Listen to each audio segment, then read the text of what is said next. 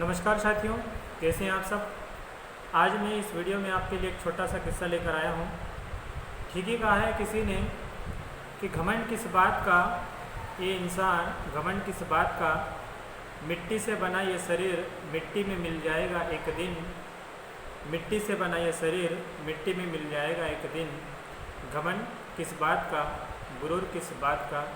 तुम्हारे जैसे कितने, तुम्हारे और मेरे जैसे कितने आए और कितने इस मिट्टी में मिल गए। तो दोस्तों, हमको हर परिस्थिति में स्थिर रहना चाहिए, चाहे परिस्थिति हमारे विपरीत हो या हमारे अनुकूल हो। हमें अपने आप को संभालना आना चाहिए और हमें अपने आप को संभालने की कोशिश करनी चाहिए, चाहे वो गम का वक्त हो या खुशी का वक्त हो।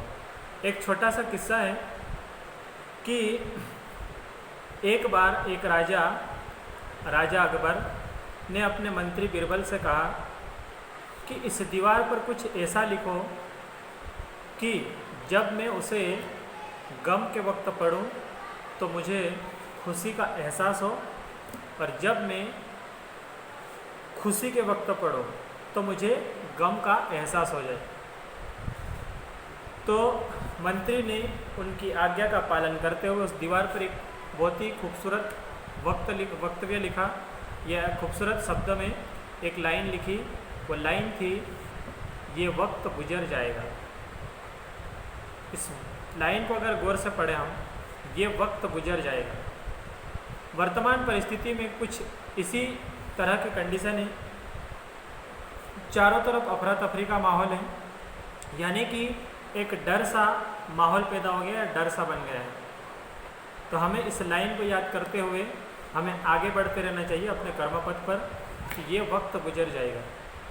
अगर हम इसको गौर से पढ़ें कि ये वक्त गुजर जाएगा, तो हमको भी एहसास होता है कहीं ना कहीं इस लाइन के पीछे हमको एक नई दुनिया दिखाई देती है कि ये वक्त भले ही मुसीबत का हो लेकिन गुजर जाएगा। अगर इसको हम दूसरे तरीके से समझें, अगर हमारे पास कोई खुशनुमा माहौल है, उसको हम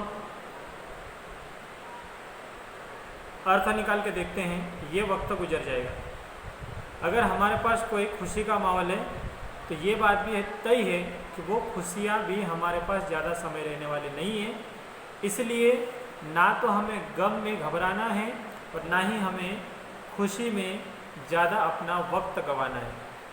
और हमको हमेशा सतत निरंतर अपने कर्म पथ पर आगे बढ़ते रहना चाहिए। गम आने पर भी इस लाइन को याद करें, इस लाइन को दोहराएं कि ये वक्त गुजर जाएगा। गम भले ही हो, आज हमारी परिस्थिति भले ही कैसी भी हो, हम कितनी भी मुसीबत का सामना कर रहे हो, लेकिन ये वक्त गुजर जाएगा। और अगर आपके पास बहुत ही ज़्यादा खुशी का मौका है तो आप उस खुशी को एंजॉय करें। आप आपकी जो कामयाबी है, उस सफलता को एंजॉय करें, लेकिन उस सफलता के लिए आपको ज़्यादा वक्त बर्बाद नहीं करना है, क्योंकि आपको ये लाइन हमेशा याद रखनी है कि ये वक्त गुजर जाएगा। और आपको अपने कर्म पथ पर जैसे आप पहले चल रहे थे वैसे कि वैसे आपको कंटिन्यू आगे बढ़ते रहना चाहिए। इस लाइन का कहने का मतलब यही था, आपको ना तो आपको गम में घबराना है और ना ही आपको किसी कामयाबी पर अपना समय बर्बाद करना है। आप किस लक्ष्य को प्राप्त करना चाह रहे हैं और आपके लक्ष्य को प्राप्त करने के लिए आपका कौन सा मार्ग है, जिस मार्ग का आपने चयन किया है उस मार्ग पर आपको सतत चलते रहना चाहिए। इस लाइन में, एक लाइन में बहुत ही कुछ रहस्य छुपा हुआ है, बहुत ही बड़ा रहस्य छुपा हुआ है। अगर आप इसको समझें तो आप अपनी जो परिस्थिति है उस परिस्थिति को आप बहुत ही जल्दी आप बाहर आ सकते हैं।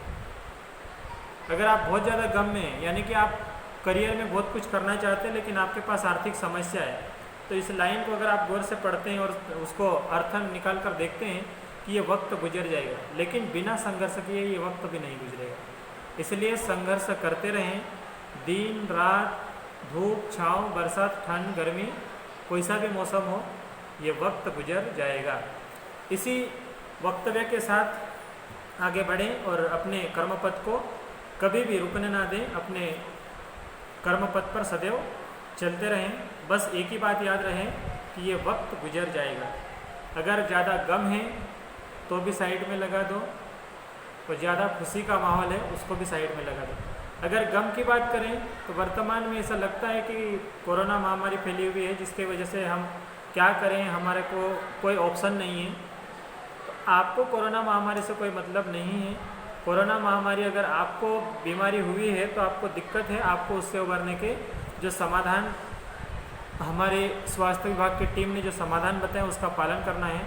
और अगर आप स्वस्थ हैं तो इसकी खुशी भी ना मनाएं कि मैं बहुत स्वस्थ हूँ, हमें कुछ नहीं हो सकता है, क्योंकि हमें भी कुछ भी हो सकता है, कभी भी कुछ भी हो सकता है। इसलिए उसकी भी खुशी ना मनाया ज़्यादा कि हमें कुछ नहीं हो सकता है, क्योंकि ये लाइन वही समझाती है कि ये वक्त गुजर जाएगा, यानी कि कब हमको ये कोरोना अटैक कर सकता है हम पर, इस बात का हमें एहसास होना चाहिए और उसी के अनुरूप हमें सावधानी से आगे बढ़ते रहना चाहिए।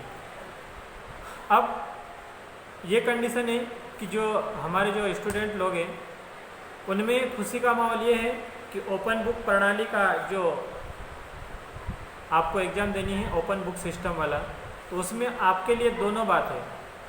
आपको एक तो ये खुशी भी होना चाहिए कि आप कोरोना जैसी महामारी में घर से दूर जाकर आपको एग्ज़ाम देनी नहीं पड़ेगी, लेकिन गम ये भी है कि आपको ओपन बुक से एग्ज़ाम देनी है, इसलिए आप पढ़ाई नहीं कर रहे, आपका पढ़ाई में मन नहीं लग रहा है। तो ये जो गम की बात है, दुख की बात है, भविष्य में ये आपको दर्द दे जाएगी, क्योंकि आप पढ़ेंगे नहीं, आपको ओपन बुक से परीक्षा देना है, इसलिए आप पढ़ नहीं रहे। इसलिए आपका जो पावर है वो अनबैलेंस हो जाएगा, यानी कि आप अपनी ताकत भूल जाएंगे और आप लड़ने की जो काबिलियत थी वो काबिलियत कहीं ना कहीं खो देंगे। इसलिए आप परीक्षा चाहे ओपन बुक से हो या आपको ऑफलाइन सेंटर पर जाकर एग्ज़ाम देनी पड़े, लेकिन आपको ये याद रखना चाहिए कि ये वक्त गुजर जाएगा और वक्त के साथ फाइट हमको ही करना पड़ेगा और संघर्ष हमको ही करना पड़ेगा। इसलिए आप चाहे ओपन बुक से दे रहे हो या ऑफलाइन दे रहे हो या ऑनलाइन दे रहे हो, आपको पढ़ाई नहीं छोड़नी चाहिए। आप अगर बीमार हुए तो बीमारी से लड़ने की जो सावधानी बरतनी है वो बरतो और उससे उबरने की पूरी कोशिश करो और उससे लड़ो। डॉक्टर की सही सलाह लो।